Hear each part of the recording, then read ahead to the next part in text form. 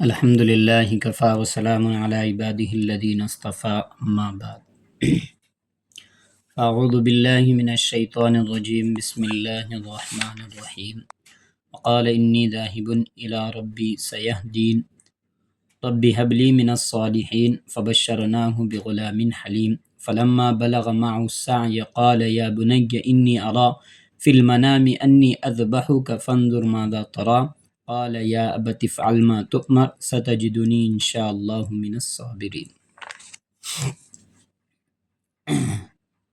حضرت ابراہیم علیہ السلام کی قربانی۔ ان آیات میں حضرت ابراہیم علیہ السلام کی حیات طیبہ کا ایک اہم دوسرا واقعہ بیان کیا گیا ہے، جن میں حضرت ابراہیم علیہ السلام نے اللہ کے لیے اپنے اکلوتے فرزند کی قربانی پیش کی۔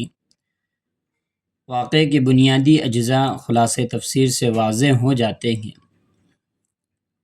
کہ ابراہیم علیہ السلام کہنے لگے میں تو اپنے رب کی طرف چلا جاتا ہوں۔ یہ بات حضرت ابراہیم علیہ السلام نے اس وقت ارشاد فرمائی جبکہ آپ اپنے اہل وطن سے بالکل مایوس ہو گئے، اور وہاں آپ کے بھانجے حضرت لوط علیہ السلام کے سوا کوئی آپ پر ایمان نہیں لایا۔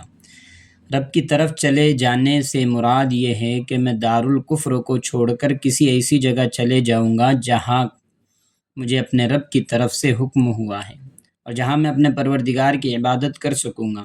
چنانچہ آپ نے اپنی زوجہ مطہرہ حضرت سارہ رضی اللہ عنہا اور اپنے بھانجے حضرت لوط علیہ السلام کو لے کر سفر پر روانہ ہوئے اور عراق کے مختلف حصوں سے ہوتے ہوئے بالآخر شام تشریف لائے۔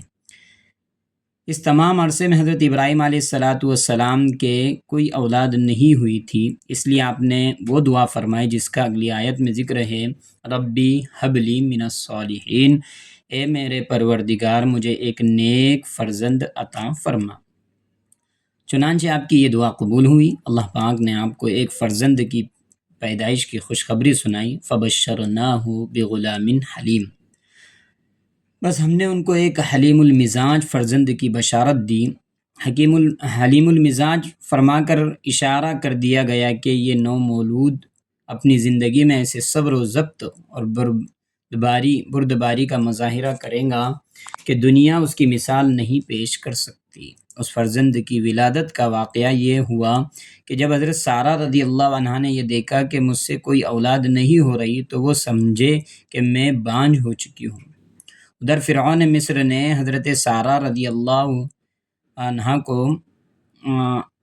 اپنی بیٹی جن کا نام ہاجرہ رضی اللہ عنہا تھا خدمت گزاری کے لیے دے دی۔ حضرت سارہ رضی اللہ عنہا نے یہی ہاجرہ رضی اللہ عنہا حضرت ابراہیم علیہ السلام کو عطا کر دی، اور حضرت ابراہیم علیہ السلام نے ان سے نکاح کر لیا۔ انہیں ہاجرہ کے بدن سے ایک صاحبزادے پیدا ہوئے، ان کا نام اسماعیل علیہ السلام رکھا گیا۔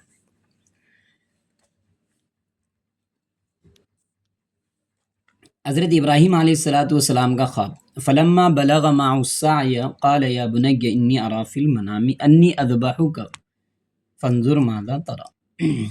سو جب وہ فرزند ایسی عمر کو پہنچا کہ ابراہیم علیہ السلام کے ساتھ چلنے پھرنے لگا تو ابراہیم علیہ السلام نے فرمایا کہ بیٹے میں خواب میں دیکھتا ہوں کہ میں تم کو ذبح کر رہا ہوں۔ بعض روایتوں سے معلوم ہوتا ہے کہ خواب حضرت ابراہیم علیہ السلام کو 3 روز متواتر دکھایا گیا، یہ قرطبی کی روایت ہے، اور یہ بات طے شدہ ہے کہ انبیاء علیہ السلام کا خواب وہی ہوتا ہے۔ اس لیے اس خواب کا مطلب یہ تھا کہ اللہ کی طرف سے حضرت ابراہیم علیہ السلام کو حکم ہوا کہ اپنے اکلوتے بیٹے کو ذبح کر دے۔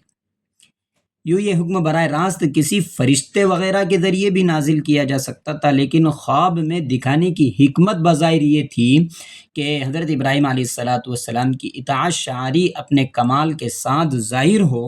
خواب کے ذریعے دی ہوئے حکم میں انسانی نفس کے لیے تعویلات کی بڑی گنجائش تھی، لیکن حضرت ابراہیم علیہ السلام نے تعویلات کا راستہ اختیار کرنے کے بجائے اللہ کے حکم کے آگے سر تسلیم خم کر دیا۔ ابن کبیر تفسیر وغیرہ میں اس کا حوالہ ہے۔ اس کے علاوہ یہاں باری تعالیٰ کا اصل مقصد نہ حضرت اسماعیل علیہ السلام کو ذبح کرنا تھا، نہ حضرت ابراہیم علیہ السلام کو یہ حکم دینا کہ انہیں ذبح کر ہی ڈالو، بلکہ منشا یہ تھا حکم دینے کا کہ اپنی طرف سے انہیں ذبح کرنے کے سارے سامان کر کے ان کے ذبح کا اقدام کر گزرو۔ اب یہ حکم اگر زبانی دیا جاتا تو اس میں آزمائش نہ ہوتی، اس لیے انہیں خواب میں دکھلایا کہ وہ بیٹے کو ذبح کر رہے ہیں۔ اس سے حضرت ابراہیم علیہ السلام یہ سمجھے کہ ذبح کا حکم ہوا ہے، وہ پوری طرح ذبح کرنے پر آمادہ ہو گئے۔